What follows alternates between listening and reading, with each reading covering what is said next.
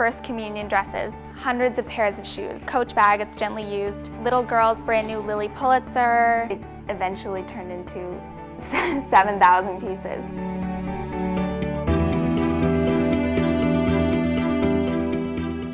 Transition into boys and then men's. It feels more like a boutique in a store. It has to look like a department store. This is a brand new dress that retails for $96 and we're selling it for $18. She was dreaming big all along. I think that I can really accomplish everything that I want to in Ghana with $5,000. Really just took a shot in the dark kind of and asked them if I could go to Africa, and surprisingly they said yes. I understood the feeling she had of seeing something that was completely overwhelming and different. I was expecting The Lion King. I was so proud that she wanted to make a difference and wanted to make a change. It was so much different than I thought. I lived in a village that was particularly poor. A lot of children whose families have sold them to fishermen on the lake, and they're slaves to the fishermen. They do a lot of the dangerous work that the fishermen don't want to do. They often end up dying there, and the conditions are so horrific. We weren't allowed to meet them, but I saw them every day on my way to school. It was just too dangerous to get involved. That's always just been my passion, is children. The people that I met there were so amazing. My first few days there, I was sitting at recess with 20 kindergartners around, and I was just sitting with them, and they started looking at my skin and touching it and rubbing it. And one of the 6th grade girls turned to me and said, "They haven't seen white skin." And I said, "Really?" And she said, "Yes, they think you're an angel." When I got back, I felt this tremendous burden that I just would go to bed and know that there was a child that wasn't going to bed or didn't even have a bed to go to. Every time I would eat, I would know that there was a child going hungry that I met and that I was doing nothing about. She came to me one day in August with a stack of beautiful clothes and said, "Mom, these don't fit anymore.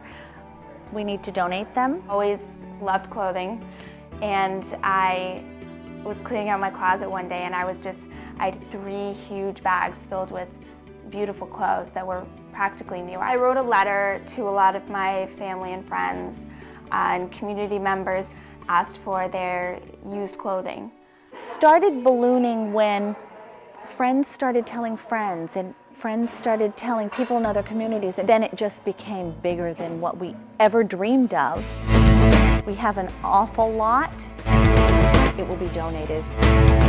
Not to accept anything with a stain, with a tear. This is too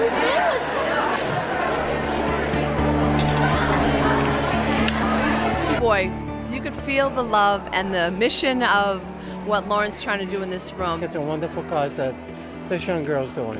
I think it's important to support these students when they're doing something so incredible.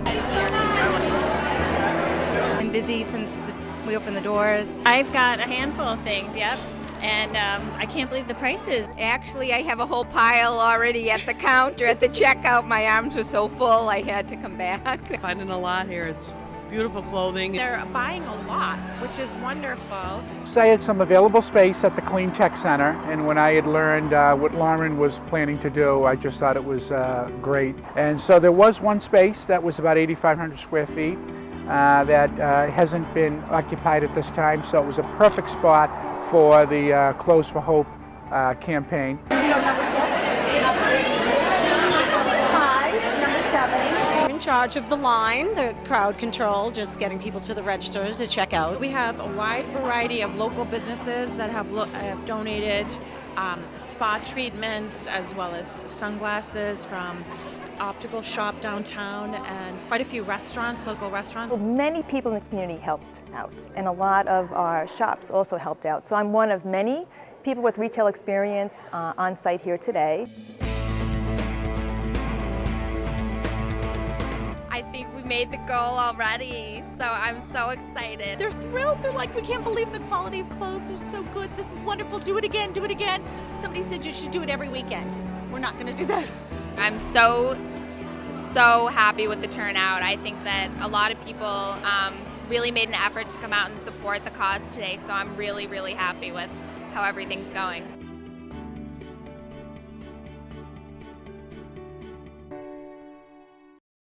I've learned that one person really can make a difference in the world if they just have the right drive and if they have the time and effort and want to make the difference. They really can.